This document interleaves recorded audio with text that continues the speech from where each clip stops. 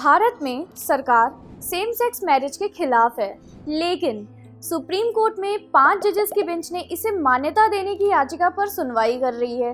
इस दौरान शादी का कॉन्सेप्ट चर्चा में है।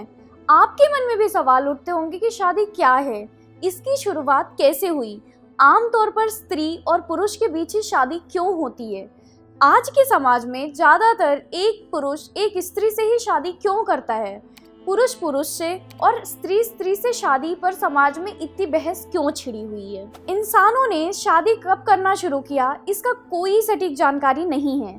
ज़्यादातर मानव विज्ञानी कहते हैं कि शुरुआती शिकारी समाज समूह में रहता था। एक समूह में 30 तक के लोग होते थे।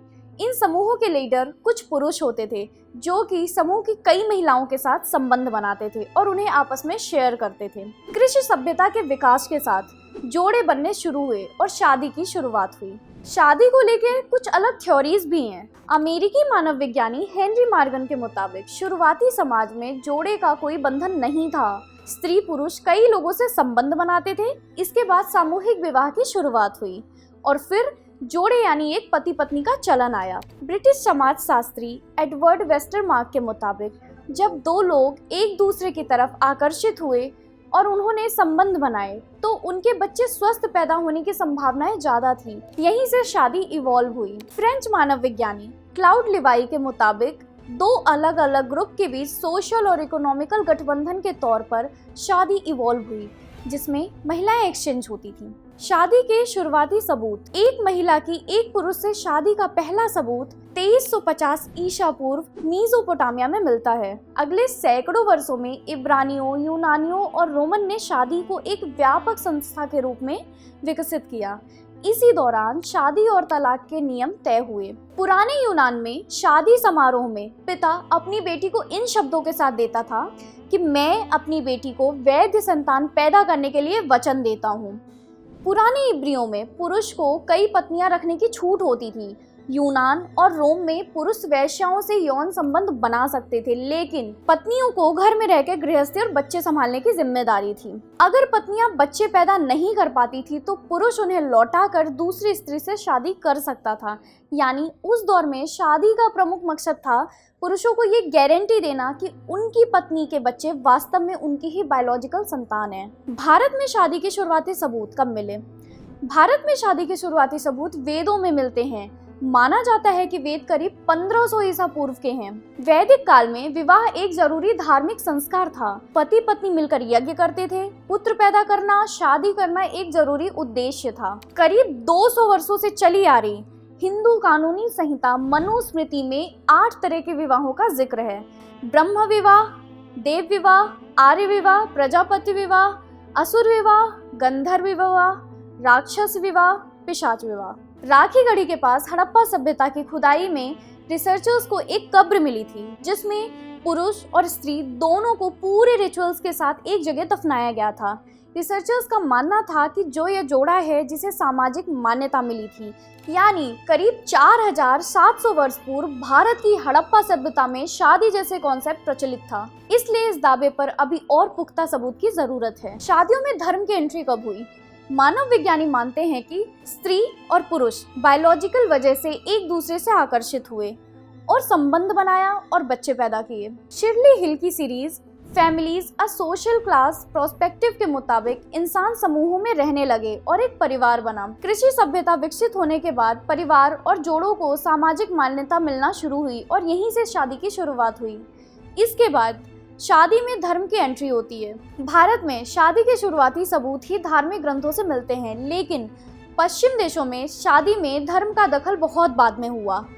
8वीं सदी के शुरुआती सबूत ही धार्मिक ग्रंथों में मिलते हैं, लेकिन पश्चिम के देशों में शादी में धर्म का दखल बहुत बाद में हुआ। 8वीं सदी तक यूरोप में रोमन कैथोलिक चर्च शक्तिशाली हुए तो शादी में कानूनी मान्यता देने के लिए पादरी का आशीर्वाद लेना जरूरी माना गया। 1563 की टेंट काउंसिलिंग शादी की पवित्र प्रकृति को कैनन में लिखा गया।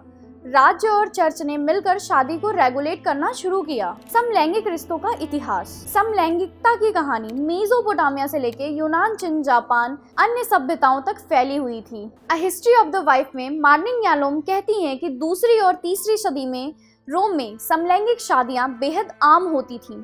ईसाई और इस्लाम धर्म के उभर के साथ समलैंगिकों का शोषण बढ़ गया। करीब 1500 साल तक इन्हें एक कलंक की तरह देखा गया। 1791 में फ्रांस पहला देश बना जिसने समलैंगिक को अपराध की लिस्ट से बाहर किया। धीरे धीरे अन्य देशों ने भी ऐसा किया। आज फ्रांस, जर्मनी, बेल्जियम, अमेरिका समेत दुनिया के 31 देशों के संविधान में सेम सेक्स के बीच शादी लीगल है। 1861 में ब्रिटिश शासन के दौरान भारत में समलैंगिकता पर पाबंदी लगाई गई और धारा 377 के तहत समलैंगिक संबंधों को सजा देने का कानून बनाया गया। भारत में 2018 में सुप्रीम कोर्ट ने समलैंगिकों के बीच सेक्स को अपराध की श्रेणी से बाहर कर दिया। भारत में समलैंगिक शादी अभी भी लीगल नहीं है। इस मुद्दे पर सुप्रीम कोर्ट की 5 जजेस की बेंच सुनवाई कर रही है। समलैंगिक शादी के 5 ऐतिहासिक किस्से। पुरुष की पुरुष से शादी। रोम के सम्राट नीरो को पहली शताब्दी ईस्वी में कम से कम 2 समलैंगिक शादियों के लिए जाना जाता था। उन्होंने एक सार्वजनिक समारोह में पहले पाइथागोरस और बाद में स्पोरस नाम के युवक से शादी की थी। इंपीरियल कोर्ट ने उन्हें अपनी पत्नियों के रूप में मानने को मजबूर किया था। इंग्लैंड के राजा जेम्स I को कई पुरुषों के साथ करीबी संबंधों के लिए जाना जाता है। कहते हैं कि उन्होंने उनमें से स्कॉटिश रईस एशवे से शादी भी की थी। हालांकि कई हिस्टोरियंस इस दावे को बेबुनियाद बताते हैं। चीन के हान राजवंश में हुआ तुओ एक चिकित्सक थे। उन्हें अपने पुरुष साथी और संगीतकार झोइंजिस से शादी करने के लिए जाना जाता है। महिलाओं की महिलाओं से शादी। प्राचीन यूनान में सप्पो नाम की कवयित्री थी जिन्होंने महिलाओं और महिलाओं के बीच में प्यार के बारे में लिखा था। हालांकि इसके कोई सबूत नहीं है कि उन्होंने किसी महिला से शादी भी की थी, लेकिन उनको समलैंगिक प्रेम के प्रतीक के रूप में देखा गया है। एनी लेस्टर 19वीं सदी में इंग्लैंड में एक जमींदार थी। वह अन्य महिलाओं के साथ अपने यौन संबंधों की डायरी लिखती थी। उन्होंने एन वार्नर नाम की एक महिला से चर्च में शादी भी की थी। अभी तक दुनिया में 34 देशों में सेम सेक्स मैरिज को कानूनी मान्यता दे दी है। अमेरिका पहला देश था जहां 1971 में एक राज्य में पहली बार सेम सेक्स कपल को मैरिज लाइसेंस जारी किया। अमेरिका में सेम सेक्स मैरिज को कानूनी मान्यता 2015 में मिली। नीदरलैंड दुनिया का पहला देश है जिसने 2001 में सेम सेक्स मैरिज को मान्यता दी। आयरलैंड पहला देश है जिसने 2015 में रेफरेंडम के जरिए सेम सेक्स मैरिज को लीगलाइज किया। एशिया में अभी तक सिर्फ ताइवान इकलौता देश है जो सेम सेक्स मैरिज को कानूनी रूप से मान्यता दे चुका है। इन देशों में सेम सेक्स मैरिज को कानूनी मान्यता मिलने के 3 प्रमुख आधार थे। पहला, समानता। सेम सेक्स मैरिज को मान्यता न देना भेदभाव करना होगा क्योंकि कानून सबको बराबर अधिकार देता है। दूसरा, स्वतंत्रता। अपनी पसंद के शख्स से शादी करना एक मौलिक अधिकार है, चाहे वो किसी भी जेंडर का हो। तीसरा, सोशल बेनिफिट। शादी के कई सामाजिक फायदे होते हैं। समलैंगिकों को हमेशा के लिए इससे वंचित नहीं किया जा सकता। भारत में समलैंगिक शादी की मांग। इन 2 दृश्यों की परिकल्पना कीजिए। आप बेहोशी की हालत में अस्पताल में एडमिट हैं और डॉक्टर इलाज करने से पहले किसी परिजन की सिग्नेचर चाह रहे हैं। आपका सिग्नेचर स्वीकार नहीं किया जा रहा है क्योंकि आप शादीशुदा नहीं हो। दूसरा, आप एक हाउसिंग सोसाइटी के साथ रहने के लिए घर लेने जाते हैं, लेकिन आपको ये कहते हुए इनकार कर दिया जाता है कि आप शादीशुदा नहीं हो। शादी करने के बाद ऐसे तमाम प्रिविलेज, अधिकार, सामाजिक मान्यताएं मिल जाती हैं, लेकिन सेम सेक्स मैरिज अभी भी भारत में लीगल नहीं है और वो इससे हमेशा वंचित रह जाते हैं। सेम सेक्स मैरिज को मान्यता देने के लिए दिल्ली हाई कोर्ट में 2 याचिकाएं दायर की गई थी। समलैंगिक शादी से जुड़ी हुई सभी याचिकाओं को सुप्रीम कोर्ट ने बुला लिया। याचिकाकर्ता सुप्रियो चक्रवर्ती और अभय डांग का कहना था कि वो 10 साल से कपल की तरह रह रहे हैं और शादी करना चाहते हैं। याचिकाकर्ता पार्थ और उदयराज 17 साल से रिलेशनशिप में हैं और वो समलैंगिकों की शादी को मान्यता दिलवाना चाहते हैं। सरकार को समलैंगिकों की शादी से ऐतराज। केंद्र सरकार ने सुप्रीम कोर्ट में हलफनामा दिया है कि शादी के ट्रेडिशनल कॉन्सेप्ट में बायोलॉजिकल पुरुष, महिला और बच्चे होते हैं, इससे छेड़छाड़ नहीं की जा सकती है। सरकार ने दावा किया है कि सेम सेक्स मैरिज को मान्यता देने से फैसलों के सिस्टम में उथल पुथल मच जाएगी। और कानून मंत्री किरण रिजिजू जी ने कहा है कि शादी पॉलिसी का विषय है जिसे सांसद और विधायिका तय करेंगे। सुप्रीम कोर्ट ने सरकार के तीनों तर्कों को दरकिनार कर दिया और कोर्ट ने कहा कि समलैंगिक की याचिका पे उठाए गए मुद्दे संवैधानिक हैं।